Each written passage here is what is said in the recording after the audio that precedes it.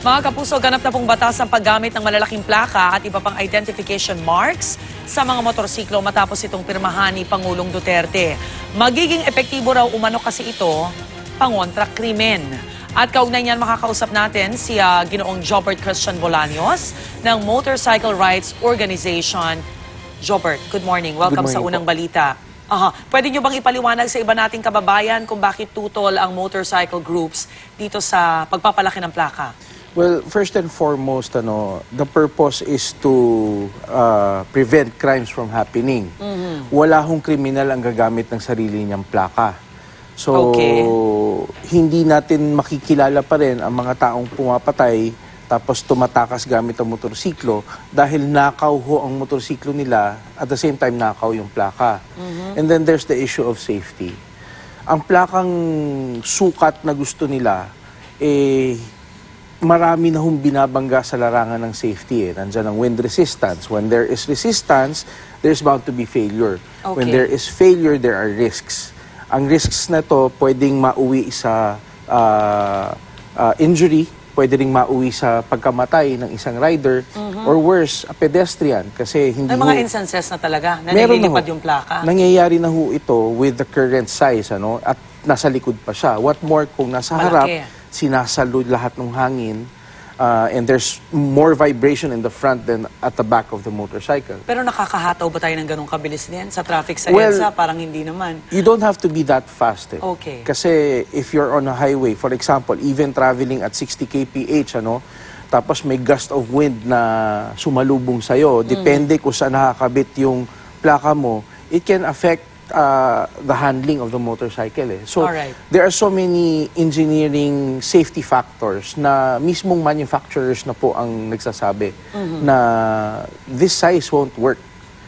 May mga bansa po na gumagamit ng plaka sa harap pero not for this same purpose. And the plates are very small. Smaller than what they want. Alright. Ngayon kasi sa mga motor natin, nasa likod ang plaka. Yung paglalagay sa harap, tutol din kayo. Well, yung sa laki at paglalagay sa harap, ganun yung ba? problema ho kasi sa paglalagay sa harap, sa sobrang dami ng klase ng motorsiklo, there are hundreds of designs available now in this country. So, imagine yung dami ng disenyo na kailangan mong gawin para sa bracket or plate holder na ilalagay sa harap. Kasi walang provision po ang mga motorsiklo na paglalagyan ng plaka sa harap. Tama ba matatakpan daw yung ilaw? Maraming motor ho na matatakpan ng ilaw. You go too high, para na ho siyang windshield. So, salong-salo niya yung hangin. You go too low, baka tamaan na ho ng suspension. So, ang dami ho talagang safety factors. Kung sa likod, pero yung malaking plaka, pabor kayo? Okay lang ho yan, kasi sa ibang bansa, ginagamit na ho yan, Europe, Germany, Russia, close to the size na gusto nila, but we will be setting a record sa pinakamalaki. Close to the size na gusto nila. Kasi yung pinirmahan ni Pangulong Duterte, ano ba yung gaano ba kalaki kumpara dito sa existing natin ngayon? According to Senator Gordon on his bill, dapat nababasa siya sa layong 15 meters.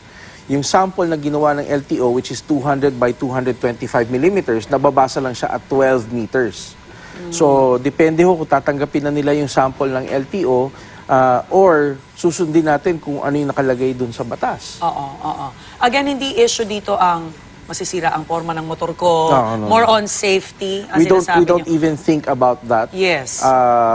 That's an irrelevant issue. Right. The main issue here is safety. Next is enforcement.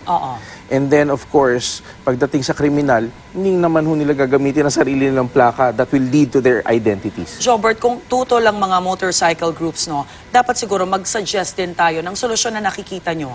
Ano ba ang pwede nyong ilatag? We have 4 primary suggestions among others. The first one is basically to set up, like other countries, yung Community Crime Watch program. This is a program wherein everybody gets involved, even the riding community gets involved, to pass information doon sa kailangan mabigyan ng information when there is something happening. Bantayan nyo yung hanay nyo. Yes. Lahat ng mga nakamotor. Lahat.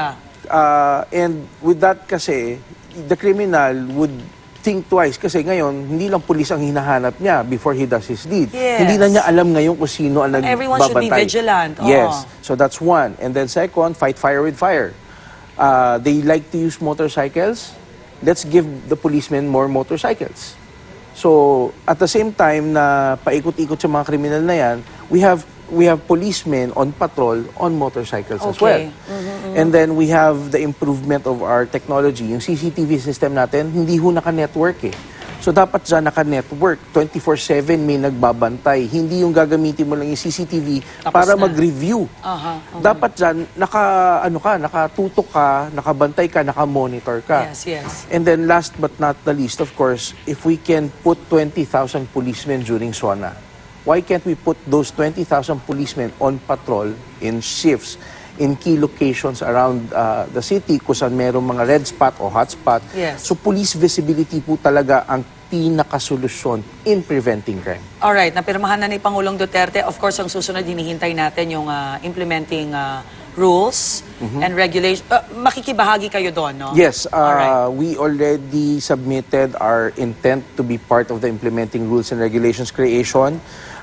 We will address the concerns on safety Yes. and the legality because there is a problem sa pagiging unconstitutional nitong batas na napirmahan. Alright. Nakalagay naman ho sa batas na anything found unconstitutional can be removed from the law. So, dun kami ta-target and worst case scenario, we go to the Supreme Court for a TRO.